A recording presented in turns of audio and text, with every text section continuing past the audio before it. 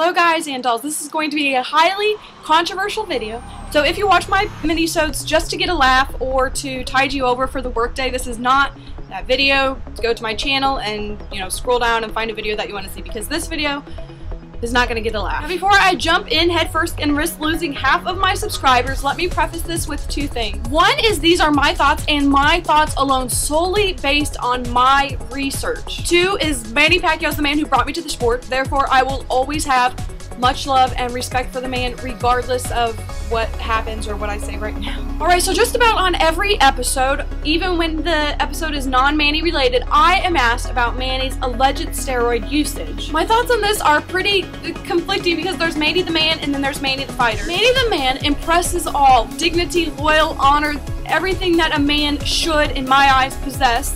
And anybody that would say otherwise is just being straight out foolish. Manny the man is an incredible person who would give the shirt off of his back to keep his worst enemy warm. That's Manny the man. Manny the boxer is unbeatable, unpenetrable, and the most masterful multi-class brawler possibly ever. So when these questions of steroids come out, my brain and my heart battle it out for territory. So let me break it down to you how I see this whole debacle. But first, let me go over a quote that one of Manny's sparring partners had to say a few months ago. Manny was curious about using steroids for many years before he actually started. There's a lot of steroid usage in the Philippines, and they are easy to get. I'm totally just reading this off my monitor, I'm sure you can tell. But Manny hates needles. He hates them. He would get them in his upper quarter of his butt cheek. The sparring partner also says that Manny switched from using steroids to using a highly complex mixture of HGH, which is human growth hormone for those who don't know, a combination that is virtually undetectable in post-fight drug tests. In March 2008, Pacquiao defeated Marquez for the WBC super featherweight title via a split decision. And 3 months later, he battered David Diaz to defeat in 9 rounds for the WBC lightweight title. From flyweight champion to world title holder at lightweight in 9 years is both an incredible and unequaled achievement, and also feasible and believable considering Pacquiao's speed, his southpaw boxing stance, and overall punching power. It was his sudden leap in 2008 to welterweight and subsequently beyond, and his complete mastery of much bigger and better fighters that opened the door to debate as to whether the Filipino champ may be using EPOs. Manny's partner continued to speak on the ensuing Oscar de la Hoya bout that completely catapulted Manny. Manny knew there was no way he could beat Oscar, but there was also no way he was going to pass up the biggest fight, the biggest opportunity of his life. This was it. This was the big time. He also continues, Manny never looked at it as using drugs as cheating. It was just a way of evening things up a little. Oscar was naturally much bigger and stronger than Manny, of course. On the night, we were all shocked he beat the living crap out of De La Hoya. Now, although 35 years old, De La Hoya was a massive favorite to defeat Pacquiao. Instead, his corner pulled him out after suffering a one-sided pummeling bout for 9 rounds. 8 rounds.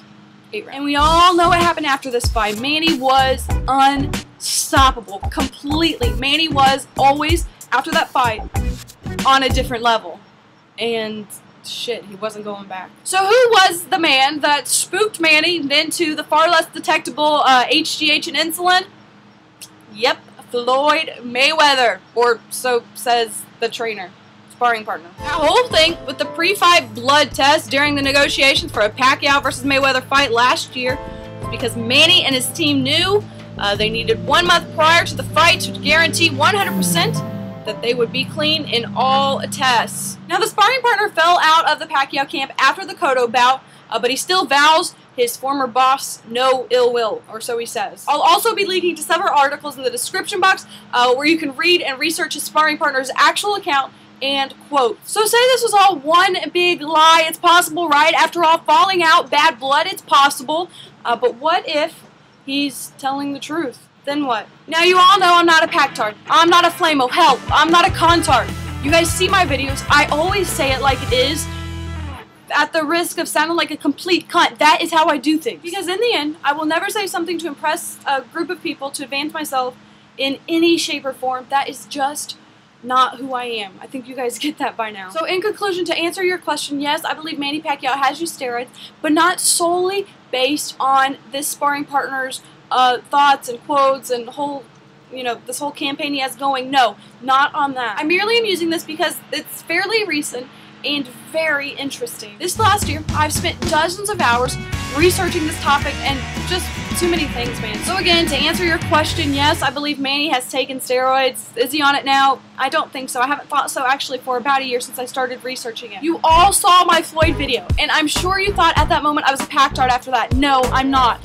I am a boxing fan, a fan of the sport. My favoritism towards a boxer will never hinder my words. Don't believe me? Ask Amir Khan. No, seriously, ask him or his brother Haroon. Either one of them, ask him. Alright, so let me know your thoughts by commenting below, and I will see you all tomorrow, where I will be back to my wisecracking ways, I promise. Fuck, bitch, ass, fuck. I had to meet my quota somehow. Mwah.